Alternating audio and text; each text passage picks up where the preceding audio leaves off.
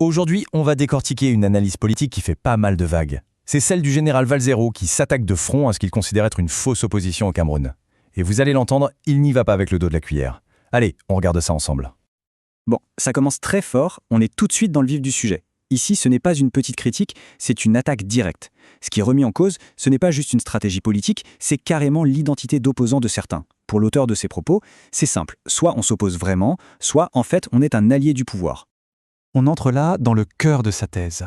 L'idée que finalement, une grande partie de l'opposition politique au Cameroun ne serait qu'une mise en scène, une illusion, une façade pour tromper les gens.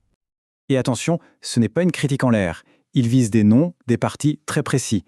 Pour lui, par leurs actions et surtout par leur inaction, ces partis se rangent dans les faits du côté du pouvoir, qu'ils en aient conscience ou non. Pour décrire cette situation, il va utiliser une métaphore très forte, qui est vraiment la clé de son raisonnement.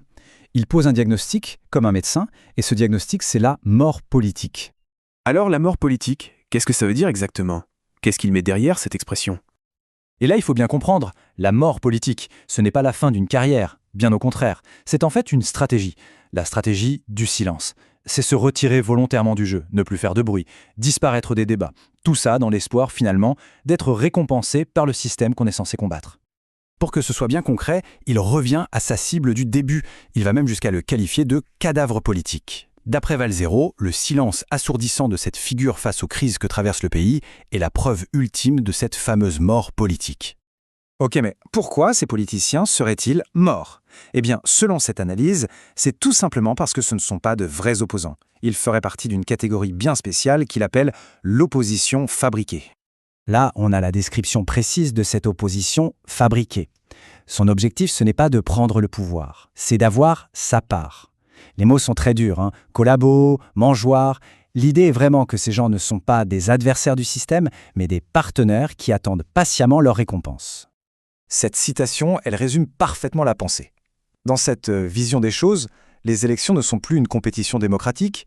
Non, c'est juste un outil pour distribuer les récompenses, le moment où le pouvoir choisit les opposants qui ont été assez sages pour l'accompagner.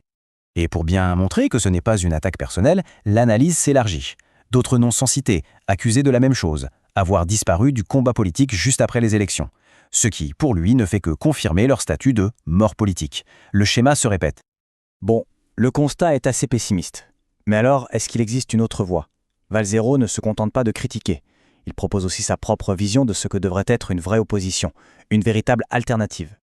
Le contraste entre les deux est saisissant. D'un côté, des passifs qui attendent leur part, de l'autre, des actifs qui se battent constamment pour un projet. Et selon l'orateur, toute la différence, elle tient en un seul mot, l'envie. L'envie réelle de changer les choses, pas seulement d'avoir une petite place dans le système. Et là encore, il met des noms sur les concepts. Pour lui, des personnalités comme Maurice Kamto, et il s'inclut lui-même dans le lot, incarnent cette vraie envie de se battre, cette volonté de porter une alternative avec un projet clair et l'énergie qui va avec. On arrive à la dernière étape du raisonnement. Qu'est-ce qui arrive à la fin à ces fameux cadavres politiques? L'analyse décrit un processus bien précis, qu'il appelle la réactivation. Le scénario est décrit comme une mécanique, presque un cycle inévitable. Première étape, le silence, l'inactivité, pour montrer patte blanche.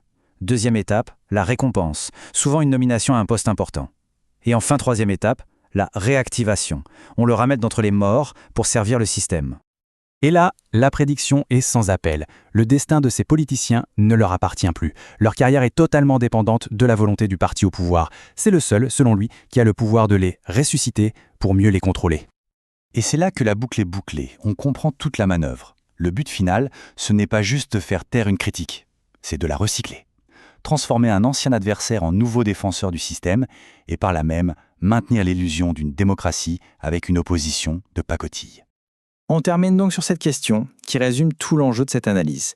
Parce que si on suit ce raisonnement jusqu'au bout, l'objectif de ce type d'opposition, ce n'est pas du tout de prendre le pouvoir. C'est au contraire de le renforcer, de le consolider, en lui donnant une fausse légitimité démocratique. C'est une vision des choses très radicale, mais qu'on soit d'accord ou non, elle force à s'interroger.